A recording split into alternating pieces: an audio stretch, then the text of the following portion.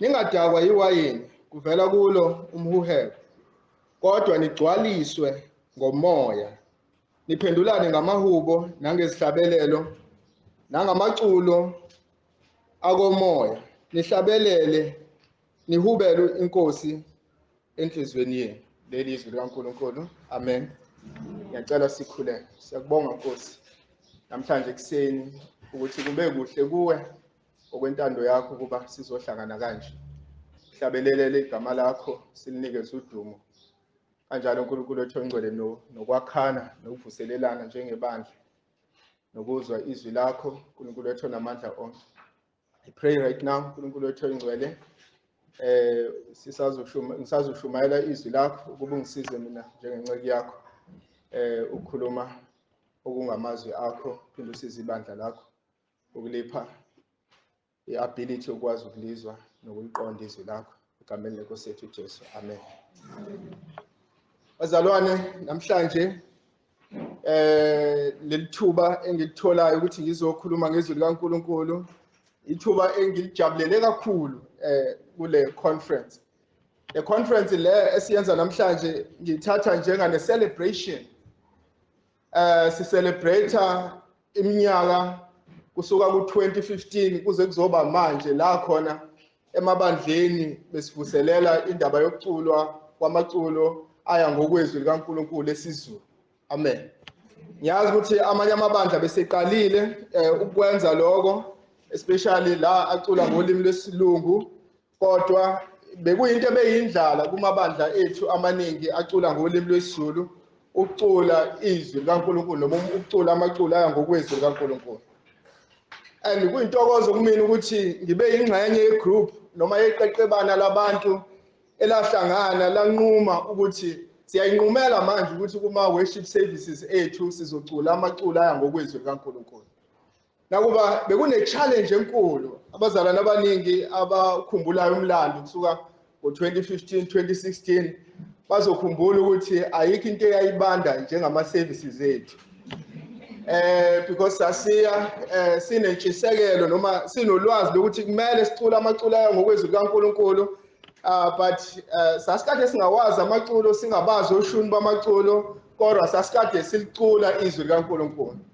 Kwakuze ukuthi lapha eJude sithi ma sizohlabelela mase siqedile sesiphimbe nje saqeda bese ngithi hayi bazalwane sengenzela nabanye abafikele nikhuleke la siziculela nje a cappella and kube mnandi. Wathi siyenza lonto eJude ekade yenzeka naseMaritzburg, yenzeka naseUnizulu, yenzeka nakumanye ama-campus ase-UKZN, up until sizofika namhlanje la khona sinama churches amabili eRCM namanye ama churches every Sunday acula amaculo biblical aya ngokwezwi likaNkulunkulu.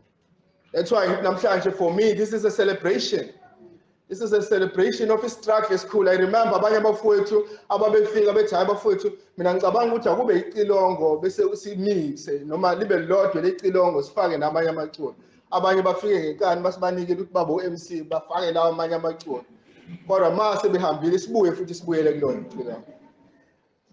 So this is a celebration for us, for all of us bazalwane. It's a celebration. Sonke isizukulwane manje esizolandela siyokwazi ukuthi ebandleni likaNkulunkulu kuculwa amaculo aya ngokwezwi likaNkulunkulu.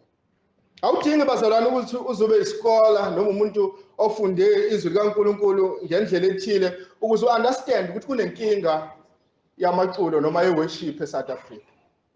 Udinga nje ukuvula iradio uzwe amaculo afana njengelinye iculo eculwa omunye usisi elithi nemali baba nayo siyayidinga, nemonto nayo siyayidinga. There is something wrong with the music. Noma ungena fan yo music, but mawuvule nje iradio you will find out that there is something wrong with music. And inkinga yo music eSouth Africa kusiyona nje music, but isifundiso sezwi likaNkulunkulu esifundiswa emabandleni. Music kwi-reflection yokuthi yini imfundiso emabandleni. Ati ngizuthuba bazalwane imfundiso edominatile emasontweni amaningi and kuyizona corrupt music wase-South Africa. One, prosperity gospel. That's why lo dadewethu ethi nemali nawo siyayidinga, because iyona into afundiswe yona ukuthi kumele ube nemali, ucebe, ushade, ube ney'moto, ube nayo yonke into oyidinga yenhle. But isifundiso sesibili engicabanga ukuthi isona esiyinkinga esi-corrupt music iziphiwo zakamoya. Uthola ukuthi iculo lihle limnandi phana nendawo vena nengena ilimi. Noma iqaleni khona nje omunye usisi oqala ngelimi nje iculo liqala. It's a very good song but ma liqala ngelimi. So inkinga yo music eSouth Africa ifundiswa emabandleni eziphambene nokwezwi kaNkulunkulu. That's why ke namhlanje bazalwane ngifisa ukukhuluma ngomculo oya ngokwezwi kaNkulunkulu. Ngomculo oya ngokwezwi kaNkulunkulu.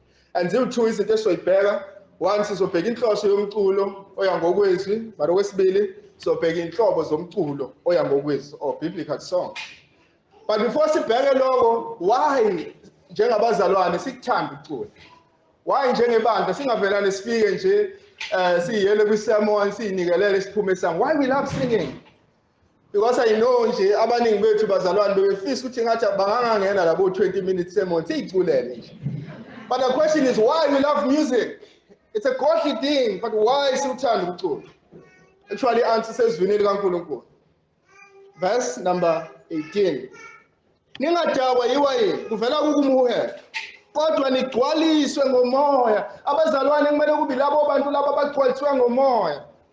But babonakala kanjani abantu abagcwaliswe ngomoya? For sure the answers from different churches khuluma ngezilimi yiwaphasi then mwenza lezo zinto ugcwaliswe ngomoya, but the answer from the scripture in verse number 18 niphendulane ngamahubo. Abazalwane abagcwaliswe ngomoya babonakala ngokuthi baneculo enhlizweni yabo. They love music. Why we love music? Sithanda umculo ngoba sigcwaliswe ngomoya kaNkulunkulu. Ngoba sinomoya kaNkulunkulu. And ukugcwaliswa ngomoya kaNkulunkulu kusho ukucontrolwa noma kusho ukulawulwa ngomoya kaNkulunkulu. Ingqondo yakho, imizwa yakho, amazwi akho, izenzo zakho, the whole being. Umuntu wonke ulawulwa umoya kaNkulunkulu. Sigcwaliswe ngomoya kaNkulunkulu. Sihamba sikhutshwa umoya kaNkulunkulu. Impilo zethu zigcwaliswe ngomoya kaNkulunkulu. And uKolose uyasivezela ku chapter 3 verse number 16 ukuthi umuntu onjani ogcwaliswe ngomoya kaNkulunkulu. Uthi izwi likaKristu malihlale phakathi kwenu linjani? Livame. Izwi likaNkulunkulu alihlale lithola indawo phakathi kwenu livame. Kusho ukuthini ukuhlala nokuvama kwezwi likaNkulunkulu? Kusho ukuthi impilo yakho yonke igcwaliswe izwi likaNkulunkulu. Ucabanga izwi, yonke into oyifunayo ufuna into efunwa yizwi, yonke into oyenzayo wenza into eyenziwa yizwi, yonke into oyikhulumayo ukhuluma into ekhulunywa yizwi. Ukugcwaliswa ngomoya kaNkulunkulu kusho ukuholwa umoya kaNkulunkulu noma kusho ukwenza izwi likaNkulunkulu. So since sigcwaliswe ngomoya kaNkulunkulu njengabazalwane, we love music because isithelo sokuqala sokugcwaliswa ngomoya kaNkulunkulu ukuthanda umculo. So ayisingabuza umbuzo, do you love music? Then ugcwalisiwe ngomoya kaNkulunkulu.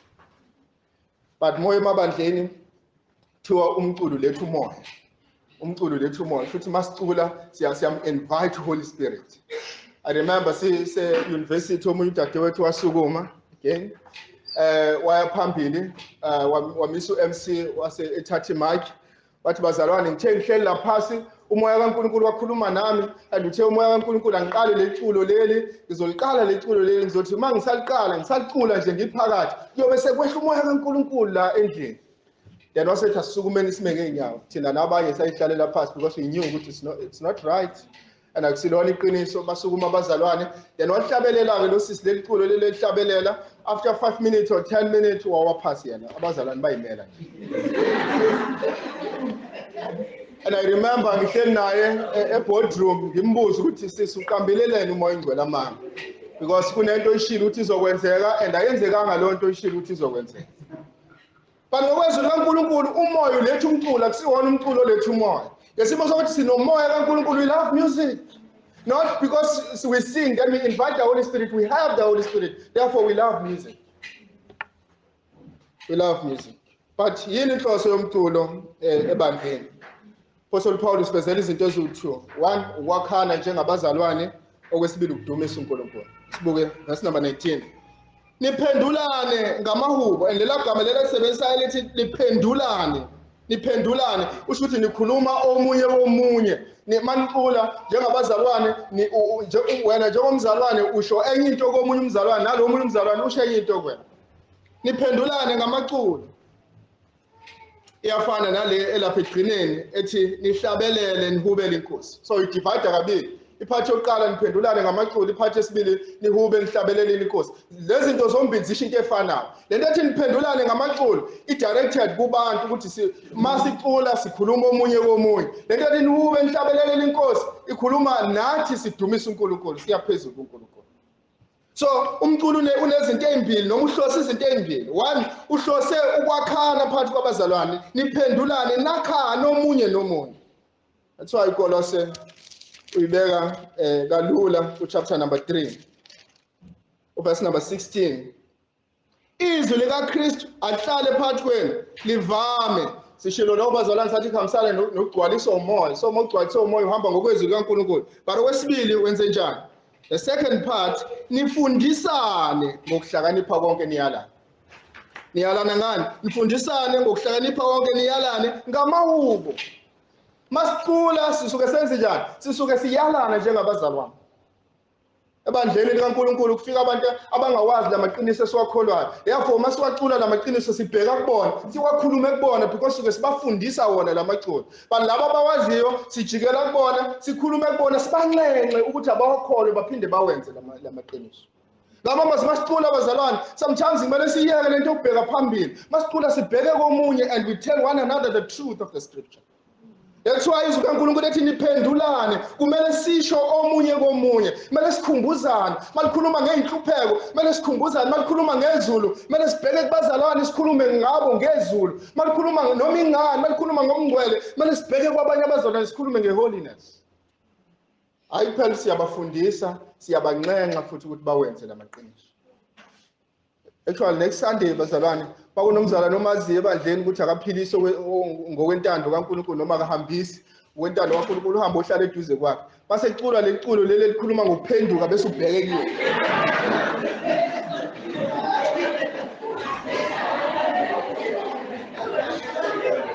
So yona indlela kumele sikhethe amaculo. Ama-worship leaders in the churches akumele akhethe amaculo ngoba nawo ithandwa yibona amaculo. Kumele akhethe amaculo ngoba nawo akha abazalwane. Amaculo akhethela ukwakha abazalwane. So we need to look at the front with projector, but from time to time kumele sibheke kulo hlelo eceleni kwakhe and speak this truth. Because uthi uMpostoli Paul nikhulume noma niphendulane nikhulume omunye nomunye. But inhloso yesibili, the second part ithi nihlabelele nihubele iNkosi. This is the ultimate part your music. Masuke size la abazalwane sizohlabelela. I'm not the focus. No one is the focus. Now ngumuntu oyifocus uNkulunkulu. Even noma sibheka komunye umzalwane sikhuluma amaqiniso komunye umzalwane sikwenzela udumo likaNkulunkulu. Ngama masithela sizohlabelela sihlabelela abantu. Sihlabelele uNkulunkulu. So every morning here I stand here and say bazalwane akekho umuntu oyicenter la. Jesus is the center. And God is the center. So mozophuma la ngelinye ilanga ukuthi uphoqa umzalwane kusho ukuthi ubungakambheki uNkulunkulu. Because la uNkulunkulu uyicenter, akumfundisa yona icenter, umzalwane omunye asiyona icenter, God is the center. So masela sizobheka uNkulunkulu. Sizobheka uNkulunkulu ngendlela ukuthi amehlo asabe dim kuzo zonke ezinye izinto ngoba amehlo ethu abheke kuNkulunkulu. We are just watching God. So ezinye izinto asikwazi ngisho ukuyibona because ifocus yethu uNkulunkulu. So that's why uMpostoli Paul ethi nihlabelele leculela uNkulunkulu. Sicula ngenhloso yokudumisa uNkulunkulu. Worship the Lord. And mayikhuluma ngeNkosi ikhuluma ngoJesu Kristu.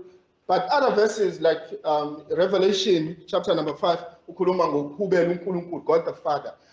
So masihlabelela sihlabelele ubuthathu bukaNkulunkulu, sihlabelele uMoya oNgcwele, sihlabelele uNkulunkulu indodana, sihlabelele uNkulunkulu Baba. We are worshiping the Lord. Umculo bazalwane kumele wenzele uNkulunkulu. But okwesibili uveza nokuthi ke kumele sikwenze kanjani ke lo.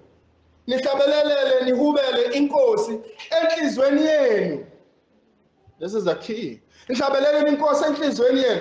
I believe bazalwane lento ethi enhlizweni yenu ayikhulumi ngokuthi umculo kumele usuke ngaphakathi enhlizweni as much as lokho kuyiqiniso. But lento ethi nihlabelelele uNkulunkulu enhlizweni yenu isho ukuthi uqobo lwenu lonke alinikele uNkulunkulu. Mayikhuluma ngenhliziyo ukhuluma about the whole person.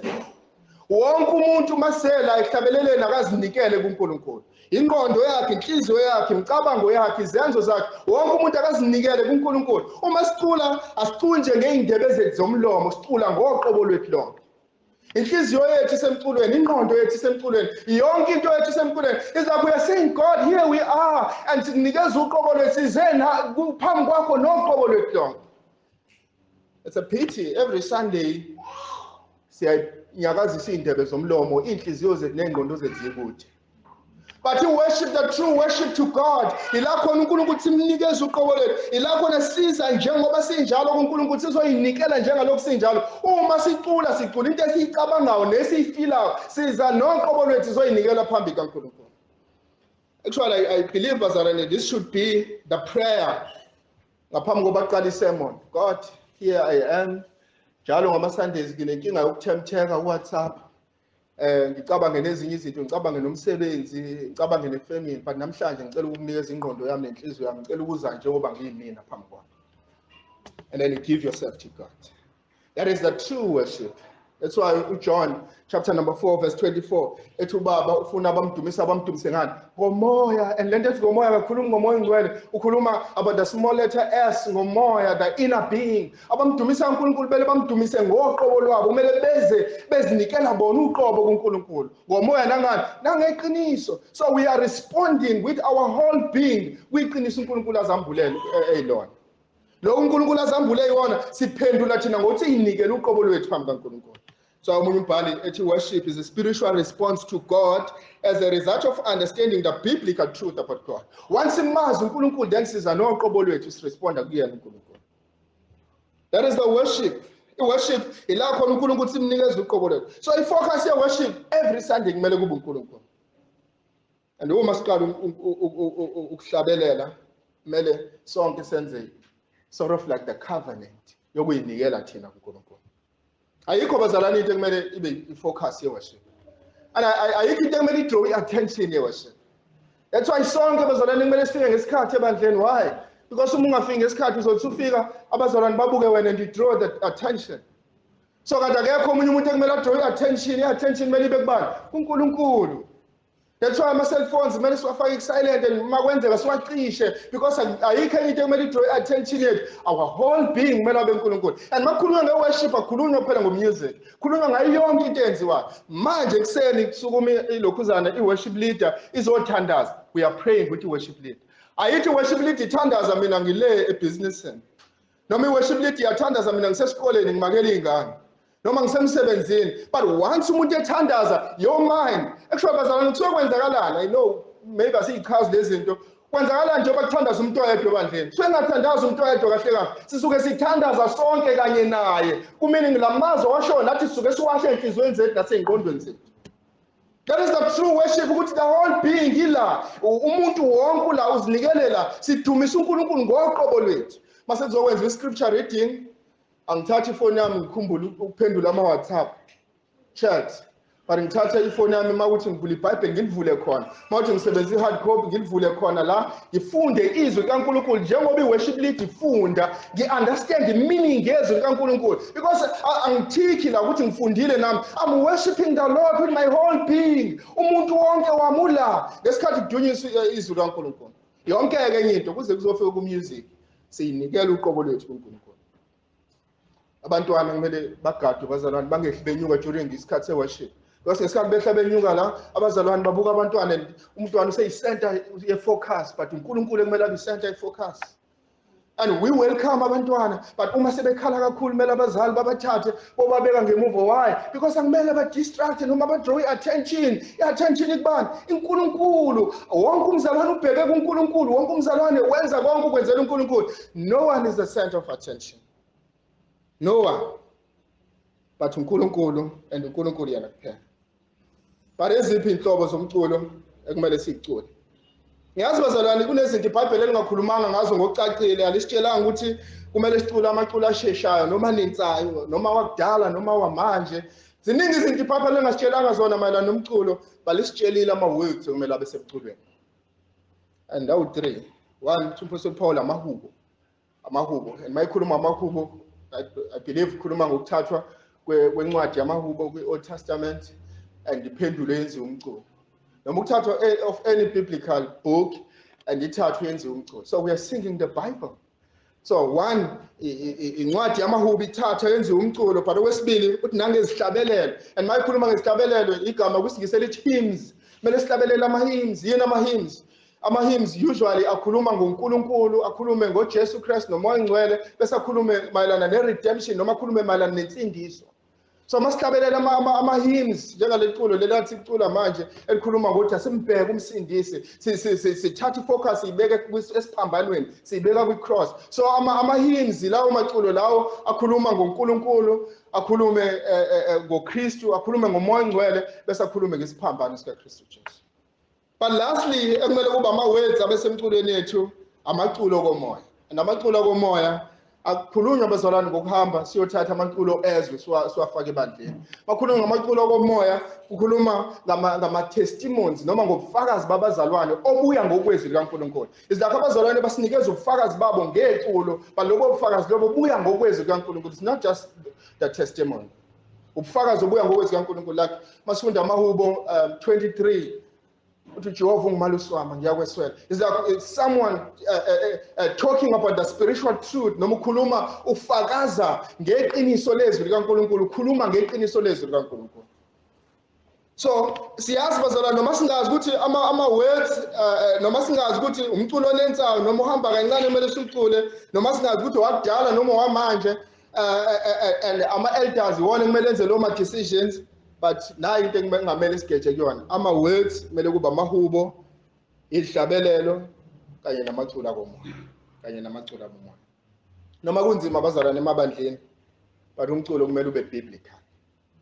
I know first few years kuzoba difficult bengekho abantu abawaziyo ama-songs, but songs must be biblical. But okwesibili abazalwane uma beze kuhlanganyeleni kumele bazinikele uqobo lwakho. We give ourselves to worship. And siyazama abazalwane ukuyibuyisa imikondo yethu. I know ukuthi iyaphazamiseka kalula, but siyazama ukuyibuyisa ibe kwi-worship. But lastly, awuphile phela umculo bazalwane emabandleni. So uma sithi sicula ama-biblical songs asisho ukuthi the church should be boring.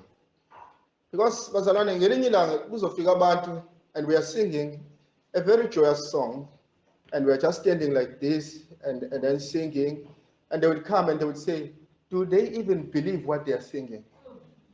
Do they even believe it?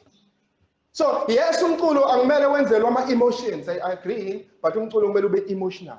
Why? One, because we are emotional being, that is one. But two, umculo kumele ube emotional because they believe le nto esiyiculayo. If it's a rejoicing song, we rejoice because they believe le nto esiyiculayo. If icula likhuluma malana nezulu siyalangazelela because they believe le nto esiyiculayo. If icula liphakamisa uNkulunkulu, kumele siphakamise izandla sizise kuNkulunkulu because we believe what we are singing. Ngamaza kumele sicule as if asikholwa le nto esiyiculayo. Songs should be emotional every Sunday because siyayikholwa le nto esiyiculayo. I don't agree ukuthi kumele kuthathwe amaculo ecilongo kukhishwe ulayini owodwa lokuphindaphindiweko so that kwenziwe ama-emotions. But masicula a full song ekhuluma ngoNkulunkulu asikhombise phela ukuthi mkhulu lo Nkulunkulu esimculayo. So that wonke umuntu ophumayo ezophuma athi mkhulu lo Nkulunkulu osuke ehlatshelelelwa lapha. Angaphuma athi laba bantu laba they have a small God. Ngibabonile ngisho behlabelela ngathi balele kwabona. Because banoNkulunkulu omncane abamhlabelelayo. But we believe what we are singing. Okay, let's pray.